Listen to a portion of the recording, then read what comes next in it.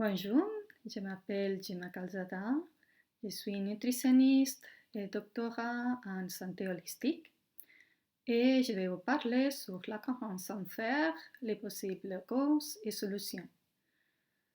Le niveau bas en fer en sang est associé avec l'anémie et il se manifeste physiquement avec la faiblesse et la fatigue. Face à ce problème, les médecins conseillent aux personnes affectées de prendre des compléments en fer, principalement en injection. Et quelques personnes essayent de trouver une autre solution en augmentant l'ingestion de fer contenu dans sa nourriture, mais ça n'a pas l'air de résoudre les problèmes. Est-ce qu'existe-t-il quelque autre traitement? Quelle est l'origine de la manque de fer?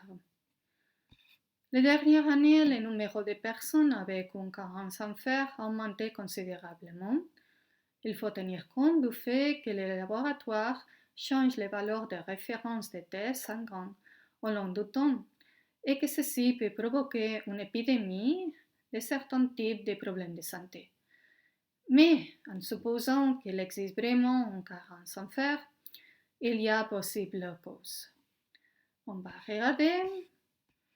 La première chose qui passe par la tête concerne le sujet de l'apport suffisant en fer dans la nourriture. Nous tendons à penser qu'on ne prend pas assez de fer pendant les repas, donc nous cherchons des aliments à obtenir en fer. Principalement, on trouve les épinards, mais le problème des épinards, c'est qu'ils contiennent aussi l'acide oxalique. C'est un antinutriment qui empêche l'absorption du fer.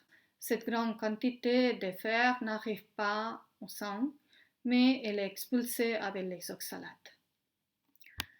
Deuxièmement, il y a le foie. Le foie est un organe de détoxification des animaux et par conséquent, il est très chargé en toxines, métaux lourds et tout type de substances toxiques. Ensuite, on a aussi les poissons et les fruits de mer, mais ils sont aussi généralement très pollués avec des métaux lourds. Et quatrièmement, il y a les légumineuses, principalement les lentilles et les soja. Mais l'inconvénient des légumineuses, c'est qu'elles sont très indigestes et induisent la production de gaz interne. Les soja, en plus, contiennent une grande quantité de goitrogène. Ce sont des antinutriments qui perturbent la fonction de la thyroïde. Quelques études montrent que le soja est aussi en lien avec le cancer du sein, la puberté précoce et la démence sénile. On a aussi la viande rouge qui est très riche en fer par excellence. Et c'est bien si on est végétarien. Excusez-moi. C'est bien si on n'est pas végétarien. Et aussi, il y a le problème que notre consommation de viande rouge est associée à plusieurs maladies, principalement les maladies cardiovasculaires et aussi on a trouvé un lien avec le cancer.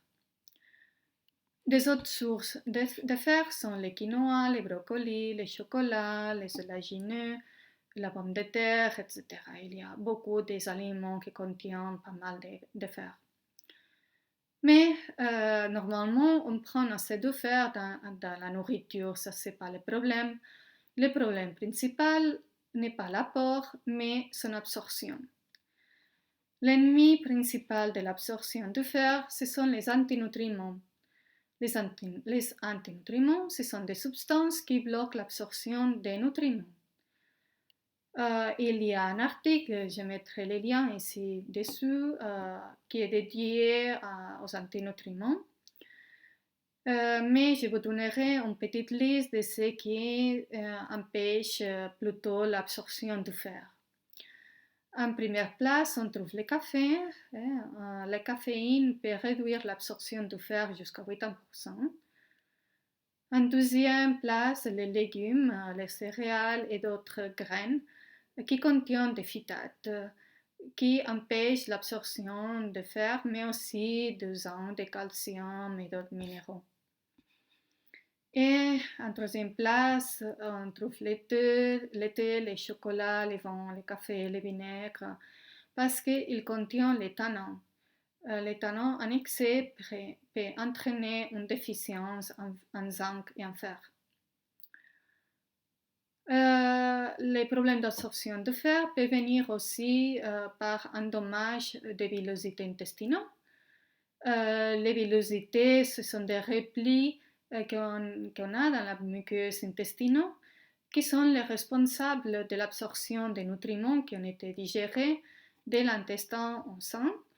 Mais cette fonction peut être altérée si les villosités sont endommagées. Cette tâche ne peut pas être déroulée correctement. Ceci, c'est le cas par exemple de la maladie cœliaque, une maladie auto-immune qui est à cause d'une forte intolérance au gluten. Mais il peut se produire aussi une atrophie des villosités à cause d'autres causes. Par exemple, si on a des parasites, il y a aussi quelques médicaments qui suppriment le système immune, quelques antibiotiques, quelques anti-inflammatoires, si on est soumis aux radiations, si on souffre de la maladie de Crohn, le lymphome, le sida, etc. Il y a des autres. L'anémie est aussi souvent en lien avec une déficience en vitamine B12. Cette carence est habituellement due à un manque de facteur intrinsique, qui est une protéine qui est sécrétée en l'estomac. Et à la fois, le manque de facteur intrinsique peut être à cause des médicaments antiacides. Il peut s'agir aussi d'une maladie auto-immune où les cellules pariétales qui produisent les facteurs intrinsiques sont atteintes. Une autre cause de la carence en B12 est souvent quand on a une flore intestinale déséquilibrée. Même si on ingère une quantité suffisante de B12 dans les aliments, cette vitamine doit être transformée en méthyl B12 pour que ça soit biodisponible pour l'organisme.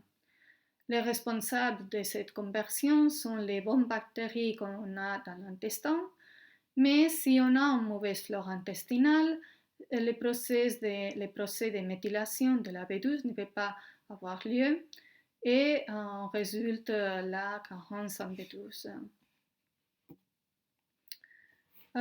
Aussi, une autre possible cause de la carence en fer est le surdéveloppement des bactéries intestinales qui se nourrissent de fer.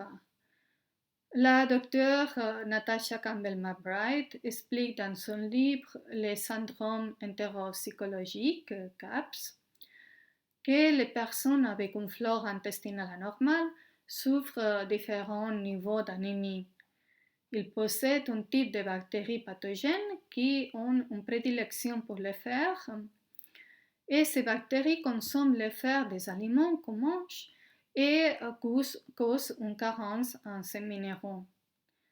La docteure opine que les compléments en fer ne résoudent pas l'anémie, mais tout le contraire. Et en fait, ils fortifient encore plus ces bactéries qui se développent davantage. Alors, ce qu'il faut faire, à mon avis, la solution pour la carence en fer, c'est de soigner la flore intestinale, détruire les bactéries qui mangent du fer et mettre en place un profond changement alimentaire. Comme la docteure Campbell dit, les compléments ne sont pas la solution. Le traitement GAPS est une possible option, mais il y a des autres diètes, ça dépend de chaque personne. Il faut faire une étude en profondeur de quelle est la diète et aussi quel est l'état de santé de chaque personne pour décider quelle est la meilleure diète et quel est le meilleur traitement. Alors, voici un petit résumé, une petite introduction sur comment traiter une carence en fer. Et je vous dis au revoir et à la prochaine.